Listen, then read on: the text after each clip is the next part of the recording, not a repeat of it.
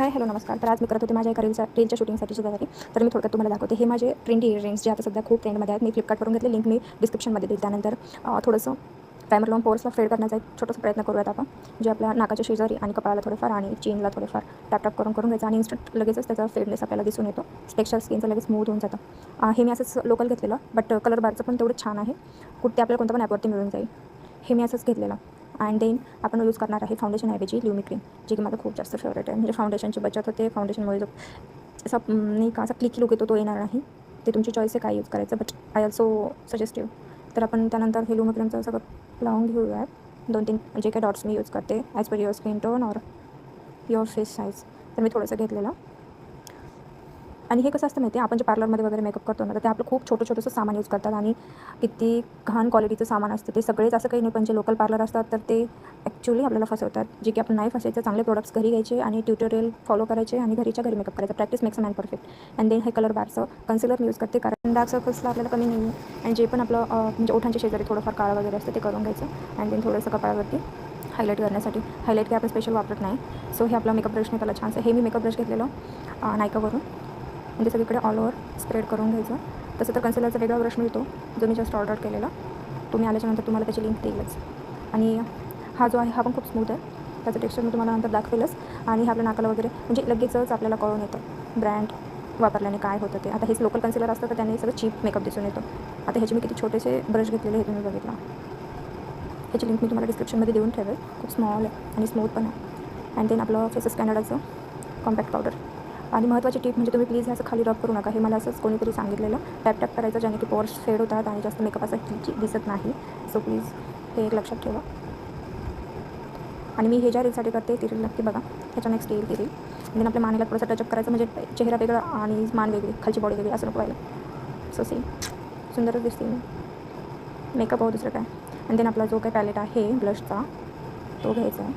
आणि देन पहिले तर मी ना काय करते, आय शॅडो म्हणून हे यूज करेल आणि थोडासा टचअप देण्याचा प्रयत्न करेल एकदमच, कारण माझी साडी अशीच व्हायब्रंट कलरची आहे. सो मी थोडंसं असं टचअप करून थोडंसं आयब्रोजला हायलाईट करायचा प्रयत्न करेल. मी सतत आयब्रोज करत नाही, कारण ते खूप विचित्र दिसतं इन फ्युचर. सो मी फक्त ओकेजनलीच आयब्रोज प्रिफर करेल. अँड देन आपलं ब्लशचं टायमिंग जे की सकाळात main part of the makeup, ते पचकलं की सगळं काही पचकतं. थोडंसं नाकाला पण, म्हणजे आपण किती गोरे आहे हे दिसलं पाहिजे. सो आपण हे सगळं टॅपटॅप करून घेऊ. एक साईड कायम माझी जास्त होते, मग त्यानंतर आपल्याला मेकअप ब्रशने थोडंसं नाही का ट्राय करावं लागतं फेड करायचं, म्हणजे की मेकअप ब्रश छान काम करतं. अगोदर कधीही मेकअप ब्रश प्लीज साफ करून घ्या, कारण खूप सारी डस्ट आपल्या घरात आपण सांभाळत असतो. थोडंसं टचअप तो बनत आहे. अँड देन आपली जी फेवरेट आहे लिपस्टिक. आज मी पर्पल शेड यूज केला आहे, कारण तुम्ही पण बोर झाले होते आणि मी पण बोर झाले होते तोच शेड बघून. पोट खूप छोटे ना, त्यामुळे प्रॉपर शेप नाही देऊ शकत यावर. आणि तेच आपण थोडंसं आयशॅडो म्हणून यूज करायलाच पाहिजे.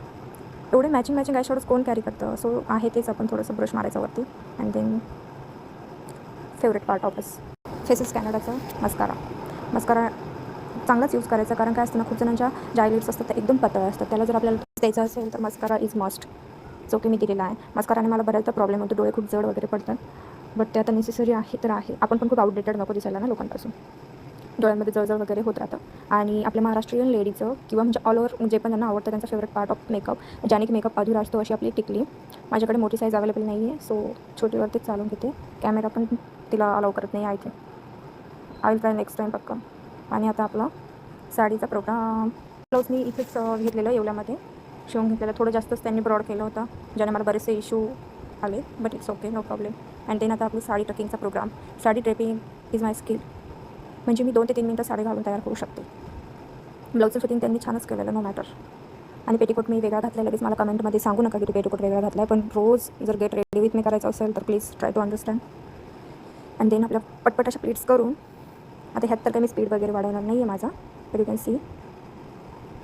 आणि हे आपण आपल्या हाईटनुसार मेजरमेंट घ्यायचे आहे. अँड देन पिनअप करून घ्यायचे. मी आता पिन नाही केली, मी करते थोड्या वेळात. अँड देन आपला जो आतला पदर असतो तो घेऊन छान अशी साडी घालायची. आणि मला ना सगळ्यात महत्त्वाचा part, too much safety pin मी अलाउच करत नाही आहे साडीला, अजिबात नाही. वरती एक लावते, दॅट सेट होते. बाकी मला खूप सारे सेफ्टी पिन यूज करायला अजिबात आवडत नाही. माझ्याकडे नसतात सुद्धा. देन टाकीट आणि आपली साडी नेसून तयार आहे.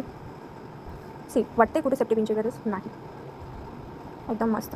आणि आता आपल्याला करावं लागणार आहे हेअरस्टाईल. सो मी जास्त करून केस मोकळे सोडले की माझी हेअरस्टाईल करून ठेवते, म्हणजे अशीच माझी हेअरस्टाईल, कारण मला दुसरी सूट नाही करत. हे बघा नाही आवडलं, so leave it. And then मला ते आता आपलं नेहमीसारखं केस आता पावसाळ्यात थोडेसे नाही का चिपकू होऊन जातात, सो त्याला थोडासा फ्लफीनेस द्यायचा आणि देन घ्यायची कशी तरी केस आणि देऊन टाकायची. ह्यालाच तर बॉलिवूडमध्ये मेसी बन म्हणतात, जो आपण करायचा. आपणही आपला ट्रेंड बनवायचा आणि क्लचरने त्याला फिक्स करायचं. अँड देन आता मी होते कन्फ्यूज हे कसं लावायचं, कारण फर्स्ट टाईमच यूज करत होते मी. अँड देन त्याला मी केलं कसं तरी ट्राय. ते नव्हतंच जमलं मला रीलमध्ये, तुम्हाला कळेल ते खाली निघून आलेलं, बट इट्स ओके. आणि तुम्हाला माझ्या मेकअपला रेट द्यायचं. आणि एवढं झाल्याच्यानंतर जी माझी सगळ्यात महत्त्वाचं मला जे फ्लेक्स करायचं होतं ते माझ्या इयरिंग्स होत्या. लास्ट बट नॉट लिस्ट हे होतं माझं छोटासा मिनी फर्स्ट कॅरी परफ्यूम, जो मला नायकाकडनं गिफ्ट मिळाला आणि तो माझा खूप जास्त फेवरेट आहे. आणि आता आहे माझ्या ओव्हरऑल लुकचं रेटिंगचा timing. So you have to rate my look see. आणि मी कशी दिसते मला प्लीज कमेंटमध्ये सांगा. बाय.